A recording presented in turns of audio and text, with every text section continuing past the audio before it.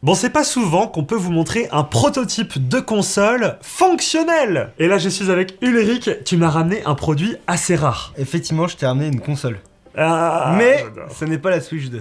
Ah non. Pour moi, c'est presque mieux en tant que gamer et amateur de PC. C'est vrai que le concept s'annonce assez fou. Et donc voici l'Aya Neo 3. Alors la question que tout le monde se pose, c'est pourquoi on fait une vidéo pour présenter cette console d'une marque que peu de gens connaissent? Cette console, pour moi, c'est aujourd'hui la console PC la plus évoluée du marché. C'est-à-dire qu'à la fois la fiche technique la plus impressionnante, et en plus, elle a un système que personne ne propose jusqu'à maintenant. Donc j'appuie sur ce bouton. Oh. Donc là, les manettes sont sorties. Enfin, c'est même pas les manettes, c'est des modules qui contiennent les boutons et les joysticks sont sortis. Mais à quoi bon? Ça devient des Joy-Con pour jouer à distance? Alors non, ils n'ont pas repris le concept des Joy-Con. Parce que c'est vraiment minuscule, hein. Des produits qui ne fonctionnent pas lorsqu'ils ne sont pas connectés à la console. D'accord. Mais ça va permettre de créer plein de combinaisons différentes avec la console, puisqu'ils ont développé plein de contrôleurs différents. Et on peut ainsi avoir jusqu'à 56 combinaisons différentes. Jusqu'à maintenant, on est obligé de s'adapter au contrôleur de sa console PC. Si vous avez une Steam Deck ou un Asus ROG Ally, vous êtes obligé de vous adapter au stick, etc. C'est vrai. Comme les manettes de jeu sur console. Et Aya Neo, ils ont pris le problème à l'envers, ils se sont dit, on va plutôt que s'adapter à la console va s'adapter au joueur. Pas mal, pas mal. Ou le joueur va adapter sa console au jeu. Oui, c'est aussi une façon de voir, c'est-à-dire que jusqu'à maintenant, on se disait les consoles PC c'est top, parce qu'on peut jouer où on veut, etc. Néanmoins, il y a plein de jeux PC qui ne sont pas adaptés à ce format-là. Moi, je suis vraiment un adepte des jeux de stratégie. Typiquement, c'est compliqué, on a l'habitude d'utiliser plutôt la souris. Ouais, c'est vrai. Voilà. Et c'est pareil pour les jeux de combat où les gens ils veulent plus de contrôleurs, plus de boutons pour faire toutes leurs combinaisons. Attends, et du coup, t'as quoi dans cette boîte exactement là? Parce que tu m'as pas montré encore le contenu. Je t'arrête, on va déjà parler de la console. Après, on parlera de ça parce que cette console, c'est déjà la meilleure console PC du marché. Sans ce concept. Alors ça me fait peur quand tu dis meilleure, parce que souvent quand on dit c'est la meilleure techniquement je sais pas quoi, ça veut aussi dire c'est souvent un prix plus. Alors elle fait tout. Ah oui. C'est-à-dire que tu la trouves autour de 680-700 € avec des composants plutôt de 2024, mais tu la trouves aussi à 1100-1200 € avec des composants de 2025. Ok, d'accord, donc ils ont joué sur plusieurs configs pour atteindre les gens. Ils ont voulu vraiment répondre à tous les besoins. Okay. Et aujourd'hui, c'est vrai qu'on a l'habitude de payer les Steam Deck vraiment pas cher. C'est 400 € aujourd'hui. Ouais, c'est vrai. Bon, ils sont pas à 400 balles, mais voilà, pour à peu près 650 € pour commencer. Là, on a la version la plus chère. Bon, c'est la plus cool aussi. Et c'est surtout, c'est un prototype, ce que tu me disais. Alors, là, la campagne de financement vient de commencer tout juste. Et ici, ils nous envoient un prototype parce que la première commercialisation est prévue pour le mois d'avril. D'accord. Et il y a encore des petits bugs. Voilà. Donc elle est composée de quoi pour être, selon toi, la meilleure console du marché des consoles portables? Au-delà de la conception et des finitions de la console, ça reste hyper important. Faut juste rappeler qu'Aya Neo, ils font ça depuis plusieurs années. Même avant, il y a plein de Valve, gens qui connaissent pas, en fait, Aya Neo. Ils ont conçu une console PC avant la Steam Deck. Oui. Avant le Steam Deck. Non, après la Switch. Après la Switch. Ouais. Mais avant le Steam Deck. Ouais. Et voilà, il y a deux choses importantes dans un PC portable, on va dire, parce que c'est comme un PC portable. Il y a l'écran et la puissance. En plus, après, il y a l'autonomie, les finitions et tout ça. Mais l'écran et la puissance, c'est quand même le plus important. Ici, sur cette version-là, on a un écran OLED, 144 Hz. D'accord. Et qui est compatible HDR. On va dire que c'est le haut du panier de ce qui se fait. C'est ce qui se fait de mieux aujourd'hui. Voilà. Alors moi, tu me dis écran OLED 144 Hz, tout de suite je te dis, attends, 144 Hz c'est drôle, mais pour afficher 144 images par seconde, faut quand même de la patate derrière. Alors je te garantis pas qu'elle tournera à 144 Hz avec les derniers jeux. Néanmoins, elle a quand même ce qu'on appelle un APU. Voilà, c'est ce qu'on retrouve dans les consoles de jeux type Switch ou console. Donc CPU plus GPU, qui est parmi les plus puissants du marché, puisqu'elle a un AMD Ryzen. Ouais. Alors, on écrira le nom, mais le nom complet, moi je le lis parce que c'est l'AI9HX370. C'est long. En fait, c'est un APU, c'est un CPU et GPU qui ont été conçus pour les PC portables. Donc des châssis beaucoup plus gros. Et donc là, ce qu'a fait Aya Neo, c'est qu'ils ont pris cette puce, même si elle n'est pas initialement conçue pour ce type de format, parce que c'était la plus puissante du marché. Elle a entre autres un GPU qui permet de faire tourner des jeux. Alors, quand on met les graphismes au max, ça tourne à 30 images par seconde. Okay. Lorsqu'on met les graphismes en Full HD en qualité moyenne, on est à 60 images par seconde, voire un peu plus. Donc ça a vraiment les performances d'un PC gamer, quoi. C'est ce qu'on peut attendre dans un PC gamer d'entrée de gamme. Ah ok, d'accord, on n'est pas sur le haut de gamme du PC gamer. Non, on n'est pas sur les PC gamer à 2000-3000 euros, on est plutôt sur un PC gamer entre 800 et 1500 euros. Ok, d'accord. Mais dans un format de console portable. Oui, c'est vrai. Déjà, ces deux combinaisons-là en font aujourd'hui la console PC la plus puissante du marché. Ok. D'accord. Plus tout le savoir-faire d'Ayaneo qui en a conçu un paquet des consoles. Oui, c'est ça. En fait, c'est ça que j'ai envie d'insister. Parce que, alors, Ayaneo, vous connaissez peut-être pas, mais je vous invite à aller dans la description si vous ne connaissez pas. Puisque je vous mets un lien d'une vidéo qu'on a tournée. D'ailleurs, tu étais avec moi au tournage, Ulrich. On a été dans leurs locaux en Chine pour aller les rencontrer. Et surtout rencontrer le fondateur d'Ayaneo qui s'appelle Arthur Zhang. Il m'a marqué parce qu'il avait un bureau plein d'objets complètement insolites et tech. Et on voit que c'est des passionnés de la tech et surtout du jeu vidéo et qui s'inspirent des meilleurs designs qui ont été faits dans le temps. Quoi. Moi, ce qui me plaît chez Ayaneo, c'est qu'on voit qu'ils sont pas là pour répondre à une demande du marché ou répondre à des concurrents. Ils sont là pour créer des choses nouvelles et pour répondre aux passionnés. Ouais. C'est-à-dire qu'on est là pour exiger ce qu'on a de mieux de toute la culture du jeu vidéo PC. C'est ça. Et même des consoles, parce que Arthur Zhang, c'est quand même quelqu'un des années 80 qui a vécu plein de générations de consoles et de PC, quoi. Du coup, là, leur approche, je le vois bien, le truc, l'approche du... En fait, on va faire une console qui s'adaptera en fonction de tes besoins sur tel jeu, tu peux t'adapter. Et ça, c'est typiquement leur mission, entre guillemets, c'est de venir faire des consoles au service des jeux et au service des joueurs. Après, c'est pas les meilleurs rapports qualité-prix, parfois, hein, c'est un peu cher leur console. Ouais, mais c'est un peu cher. Bah alors, pour 680 €, on n'a pas ce qu'on vous a présenté comme fiche technique. Ouais. On a plutôt un écran IPS LCD qui monte quand même à 120 Hz. Et on a un processeur AMD Ryzen de plutôt celui qu'on trouvait l'année dernière. Ok, voilà. D'accord. Sur les ROG Ally, les nouveaux Legion Go. Donc c'est un peu plus cher que les ROG Ally, après il y a le concept des trucs détachables. Sur cette console, si on n'a pas les revenus pour dépenser plus de 1000 € dedans, on peut quand même avoir ce concept pour moins de 1000 €. Du coup, ce concept, tu m'as pas encore tout montré. Est-ce que tu peux m'en dire plus? Comment ça fonctionne? Parce que j'ai toujours pas capté le fonctionnement. Alors tu me dis que ça marche pas sans fil, donc c'est pas pour jouer à distance avec la manette, quoi. Voilà, en fait, il y a deux problématiques sur ce type de choses. Alors si vous voulez créer un produit comme ça, il va falloir un petit peu innover. Parce que tout n'est pas aujourd'hui clé en main.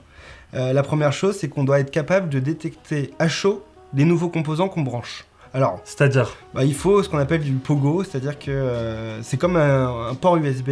Il faut qu'on soit capable de brancher une nouvelle souris, un nouveau clavier, et qu'instantanément on reconnaisse le clavier, la configuration qu'on vient de brancher, et que même en jeu, ça puisse fonctionner. Et ça, c'était un défi technique? Un petit peu, parce que à chaud, on peut enlever des composants, on peut les remettre. Même si aujourd'hui... Et même quand tu dis à chaud, c'est en jouant. En jouant. Ah oui, d'accord, c'est pas sans redémarrer le jeu, etc. En jouant, la console, on est capable de changer des contrôleurs et on est capable en plus de faire en sorte que le contrôleur soit reconnu. Et en plus, en fonction du jeu, on pourra même reconnaître la configuration préalable qu'on avait mis. D'accord, ok. Ça va loin. Alors, qu'est-ce que nous propose? Ouvre-moi cette boîte parce que j'en peux plus de savoir ce qu'il y a. Et puis, il y a l'autre système qui est compliqué, c'est aussi, vous allez voir, un système mécanique. Oui, ce que tu m'as montré. Magnétique qui fait sauter les contrôleurs de la console. C'est impressionnant parce qu'il se décode de 1 ou 2 cm. Il y a un moteur, hein. Il y a un moteur, voilà, un moteur qui va faire sauter le contrôleur et qui en même temps, il faut faire en sorte que lorsqu'ils sont en place, ils restent en place, ils ne bougent pas, et surtout que ça soit agréable, il faut que tout soit de qualité. Il faut pas, lorsqu'on appuie sur le bouton ou sur le joystick, que ça bouge. Il faut que ça soit stable. Oui, c'est vrai. Ça, c'est la complexité du système.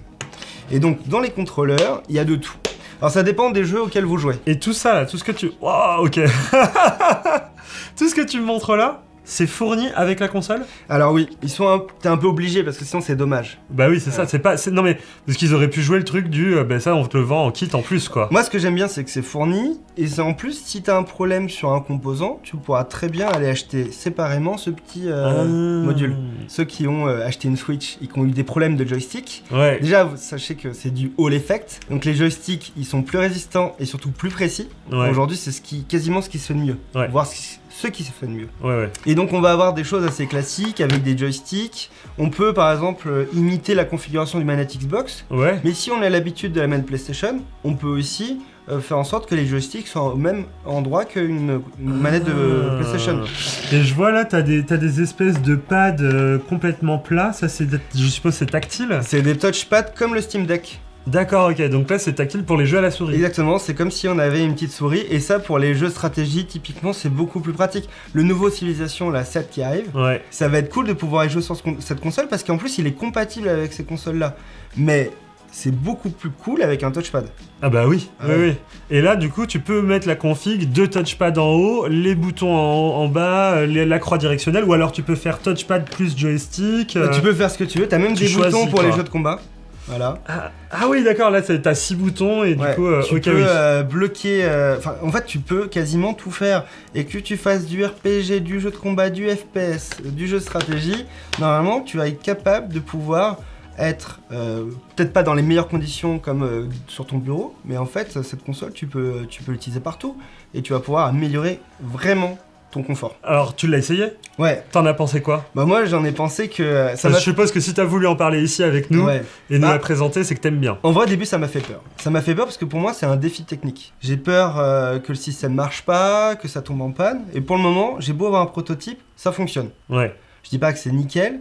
Ils sont en train de terminer le modèle final. T'y as joué mais pas ça mal fonctionne. d'heures en plus, toi. je J'y suppose. ai pas mal joué ce week-end. Franchement, j'y ai pas mal joué ce week-end. J'ai joué à Indiana Jones. J'ai fait tourner une preview de Civilization 7. Franchement, je suis bien content d'avoir eu cette console pour découvrir Civilization 7. J'aurais été frustré sur mon roguelike. Je pense que là, Yaneo, ils ont un truc que personne ne propose. Ils ont vraiment un élément différenciant. Alors attends, je veux juste essayer de les mettre. Tu peux me Ok. montrer comment je fais? Donc Ouais. j'enfonce, je fais quoi? Ah oui, voilà. Fonce. Et Ok. voilà. Et donc, Ah, effectivement, ça bouge pas du tout. non, ça bouge pas du tout. Et je trouve que c'est très rassurant pour le modèle final. C'est-à-dire qu'ils sont, malgré le fait que ce soit un prototype, ils m'ont signalé à plusieurs reprises. Voilà. Ça a été détecté, on sent la vibration. Il y a du soin apporté surtout sur cette console. L'emplacement des boutons, le port micro SD, le système de vibration. C'est vrai qu'il y a Ils ont un fait moteur spécial Ok. pour retrouver un peu les sensations qu'on a sur, par exemple, un iPhone ou une manette de PlayStation. Ouais, c'est on, des vibrations un peu haptiques, quoi. on peut bloquer certains boutons comme les gâchettes pour pouvoir avoir un rendu différent en fonction des jeux. Oui, je vois là, regarde, c'est ça, c'est le petit stick là. Ouais, Course courte, course longue. exactement. Ok. Et tout ça, c'est des choses que les gamers recherchent. Ouais. On sent vraiment qu'ils sont mis dans la tête des gamers et ils ont essayé de se dire comment on répond à quasiment tous les besoins que peut avoir un gamer avec une console portable. Ça apporte un peu de fraîcheur. C'est vrai que ça fait 3 ans que les consoles PC, on les connaît. Ouais. Le Steam Deck est arrivé. La roguelike, ça a suivi, Lenovo, etc. On a même Acer maintenant. Moi, j'aurais rêvé, par exemple, l'avoir sur SteamOS. Bon, pour le moment, elle est sur Windows 11. C'est dommage. Ouais. Mais ce type de C'est vrai console que, c'est sur vrai SteamOS, que les consoles une console portable, même PC, avec Windows, en fait, t'as plus de polyvalence via Windows, mais c'est vrai que t'as envie d'une facilité à la SteamOS, quoi. SteamOS, c'est un OS qui est conçu pour ça. Ouais. Il est mieux optimisé, on a des meilleures performances, une meilleure autonomie. Et on joue plus souvent. La mise en veille, elle est hyper rapide, etc. N'empêche qu'ici, Yaneo, ils ont fait quelque chose dans l'environnement Windows 11 qui n'existe pas ailleurs. Niveau prise en main, j'ai l'impression quand même qu'elle est... Alors, elle est pas légère, elle pèse son petit poids quand même. Elle est pas légère, mais elle est plus légère que la concurrence. Ok, Elle a un d'accord. peu plus de 600 grammes. Ok. Donc c'est mieux que le Steam Deck. Elle est beaucoup moins large. Donc Oui, elle Elle est assez moins compacte imposante. quand même. Elle est assez... Je dirais que c'est une grosse Switch, quoi. C'est en une grosse termes Switch. de Peut-être taille. que c'est. L'écran est peut-être plus Faudra petit. vérifier, mais c'est quasiment les mêmes dimensions qu'une Switch 2. Et l'écran fait combien de pouces, tu sais? Il fait 7 pouces. Ouais, c'est comme la Switch OLED. Ils auraient pu aller un peu plus, on voit que les bordures Ouais. restent imposantes. Et Et moi, sur les côtés, on aurait bien aimé élargir un peu l'écran. Et en choix de design, j'avoue que avoir mis un revêtement brillant comme ça sur le devant, c'est méga salissant, quoi. Ça, c'est la version noire, elle existe en blanche. Il y a aussi une version avec des teintes un peu plus rétro, comme les anciens Nintendo. Ok, d'accord. Et à Yaneo, ils adorent ça. Je pense qu'à l'avenir, il y aura plein de configurations possibles de couleurs. Ouais. Mais c'est vrai que ce choix de vert, c'est un choix malheureux. C'est un peu discutable, ouais. Ah, ouais, Quand c'est- même, on va pas se mentir. Alors attends, tu vas où pour déverrouiller les manettes là? Je veux voir comment ça fonctionne. En fait, le gros point fort de Yaneo, c'est qu'ils ont développé une interface complètement adaptée à leur console. Ouais. Donc c'est un logiciel qui permet à la fois de gérer ses jeux et de complètement régler et paramétrer la console. D'accord. Donc là, lorsqu'on va dans Device, on a plein de menus complètement dédiés au contrôleur. Ok. Et donc l'interface, on peut tout personnaliser. Ça, c'est ce que j'aime chez Yaneo. Par exemple, le gyroscope, on est capable de complètement le personnaliser, l'activer, le désactiver. Ok. Pareil pour les joysticks, on peut régler la sensibilité. Voilà, il y a des choses qui sont très poussées. Voilà, par exemple, on peut régler pour que les boutons soient en configuration japonaise. Parce Ok. qu'il y a des gens qui jouent à beaucoup de jeux japonais, évidemment. Ouais. Et même les vibrations, on peut ajuster la force des vibrations et la sensation. Ok, donc là, c'est une console qui est complète, qui a une interface intéressante. Toi, aujourd'hui, est-ce que tu conseilles aux gens d'aller vers ce genre de console? Par exemple, une marque comme Ayaneo, qui est peut-être moins connue du grand public, ça peut faire peur. Tu conseillerais ou pas ? Ou plutôt aller quand même chez ROG Ally, Steam Deck. Tu vois, parce que là on présente ça, mais est-ce que vraiment on conseille ce genre de console ? Je peux pas dire ne pas acheter ces produits parce que il faut que ces marques comme Ayaneo continuent à se développer. Et ça reste des produits qui sont finis. Ils ont réussi plein de campagnes Indiegogo parce que c'est leur mode de financement. C'est du financement participatif. Et ça a toujours fonctionné, ils ont pu livrer les consoles. Aujourd'hui, néanmoins, évidemment, pour une marque chinoise qui est basée à Shenzhen et qui n'a pas de force locale, on va plutôt conseiller d'aller chez Asus, Lenovo ou chez Valve parce que c'est un peu plus sûr d'un point de vue support client. Ouais. Néanmoins, je peux pas dire que chez Ayaneo, il y a eu des erreurs ou des fautes qui ont été faites sur les consoles passées. Dans la config que tu as actuellement, est-ce que toi tu considères ça comme un bon rapport qualité-prix ou pas tellement ? Pareil, Ayaneo, c'est pas conçu pour être un bon rapport qualité-prix, mais ils ont un niveau de finition et des options que les autres ne proposent pas. Ouais, non, c'est propre. Hein. Et donc, ça se paye.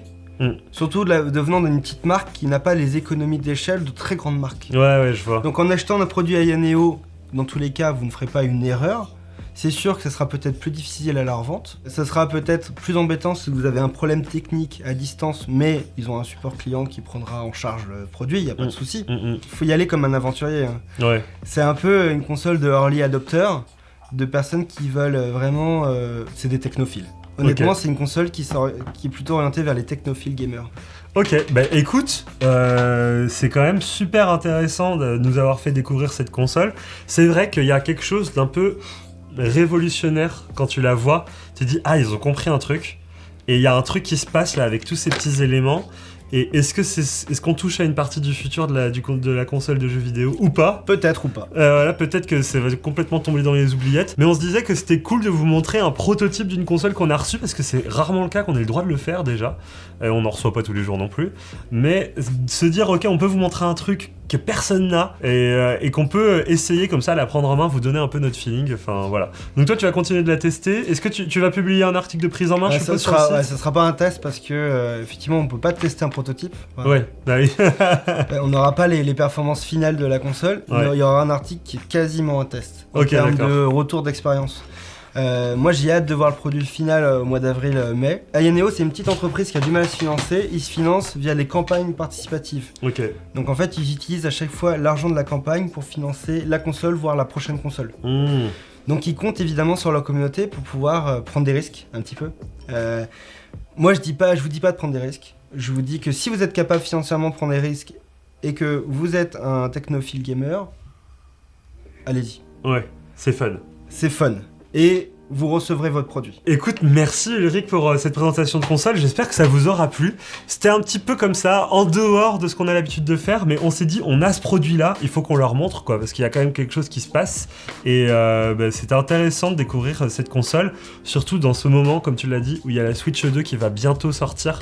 On l'a vu, on n'a pas pu la prendre en main encore, mais ça ne saurait tarder.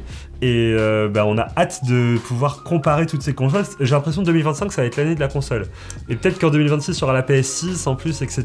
Donc, Ouais, mais c'est vrai que pour les gens qui ont une grosse croyance pour le PC, je suis quand même content de voir qu'on arrive à sortir de notre bureau et notre chambre, quoi. Ouais, c'est clair. Bon, si vous avez aimé cette vidéo, n'hésitez pas à vous abonner et à laisser un petit commentaire pour nous dire ce que vous pensez de ce genre de console. Est-ce que vous seriez capable de l'acheter ? Est-ce que ça vous intéresse ce genre de concept ? Franchement, on a envie de savoir. Sachez qu'on est en live sur Twitch tous les jours, donc n'hésitez pas à vous connecter. Je vous mets le lien dans la description. Et sur ce, on vous dit au revoir. Hein. Ciao. Ciao tout le monde.